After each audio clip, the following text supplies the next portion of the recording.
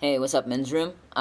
This week is actually an off-topic week, so we're all just doing different topics for our days of the week, things that we want to talk about, um, and maybe some other guys will respond to each other and stuff like that. But we get to pick. So I'm actually gonna try to get at something that's a little bit conceptually. But that is really important to me, and hope that I get somewhere within the 10-minute restraint here. Basically, what I want to talk about is our responsibility as trans men, as well as as individual trans men, as well as within the greater trans community, in reaching out and collaborating across identities and across issues, across isms. I think too often I see us playing up our victim statuses and not paying attention to the areas of our lives that we hold a lot of privilege and don't do what we need to do, what we expect other people with privilege over us to do, and thus don't role model that. Um, in addition, when we talk about a trans community or a genderqueer community, gender variant community, there is such a diversity within that in terms of races, ethnicities, genders, expressions, religions, class statuses, especially, that we really need to be able to make the movement be about everybody. Of course, it doesn't have to be about the uber privilege that hold every single privileged identity in the book. That's obviously not what the community should be about. They can include them and work on their shit as they do, but and that's that. I don't think that should be our goal, obviously. Um, what am I talking about here? What I'm talking about is when we have conversations around things like bias incidents and violence motivated by hate. Oftentimes we neglect to really emphasize that the part of our communities that are really the victims of these biases and these violence. Are those of us that are the most marginalized. They are people of color.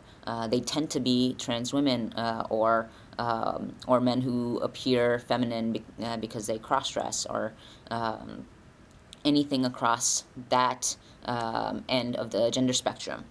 Um, they tend to be folks who are from working class neighborhoods, either super really urban places or incredibly rural areas where there aren't any resources at all. Um, there's a lot of victims of violence that are in the sex work industry because there's definitely not protection for sex workers in any realm of reality.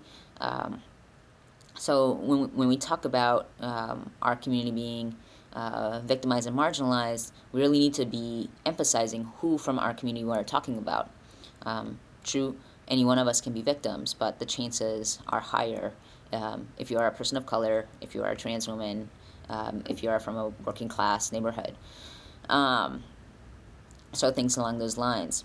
In addition, this is specifically for trans men, especially trans men who do choose to transition and do transition, and for the most part, live predominantly in their lives as men, socialize as men, and maybe even as stealth men. Um, the call out really is to you all in terms of feminism, in terms of really working on sexism, because now we are as much a part of that dynamic in that realm as cisgender men. We just have less practice at it. Some of us tend to try to catch up on that practice because we've missed out on so much, and we do some pretty shitty stuff to prove our manhood. Whether it's the jokes or the locker room talk, or it's outright abuse and sexual assault, degrading women in all kinds of forms that we can. We have a really great responsibility here. At one point or another, we knew what it felt like. whether internally that wasn't processing in the same ways.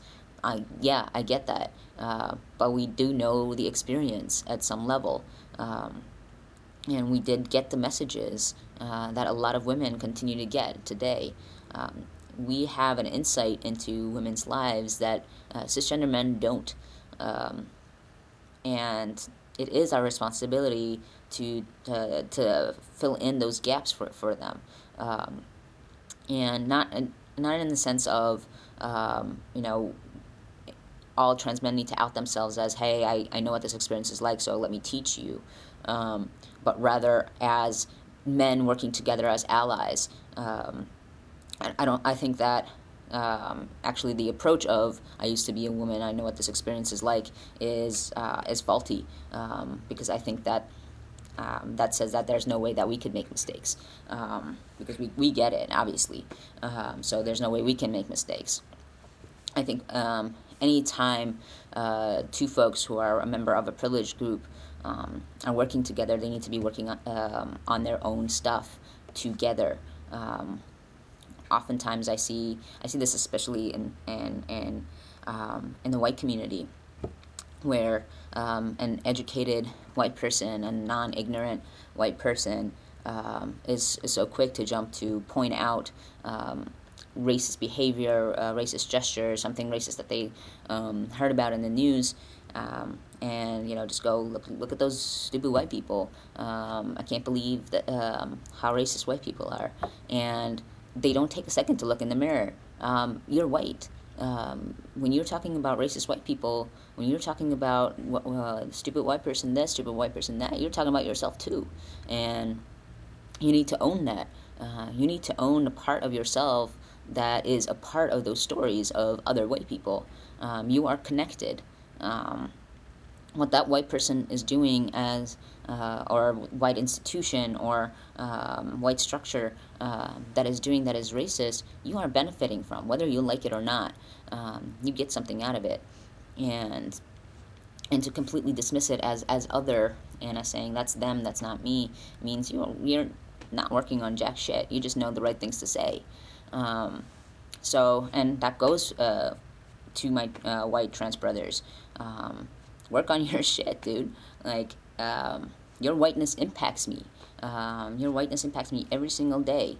And that includes some of my closest friends, some of whom do think that they have worked on it. But really they haven't, because they have not seen how specifically that dynamic has worked out in our friendship.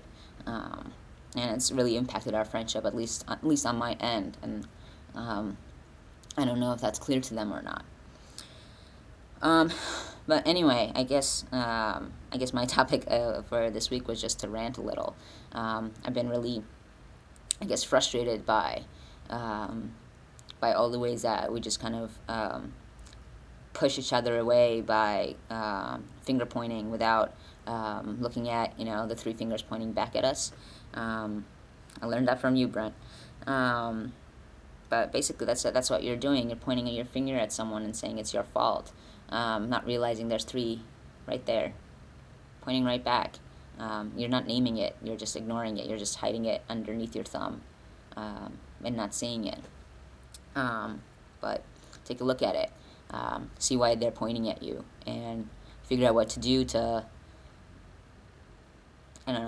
amend it, make it better. Peace.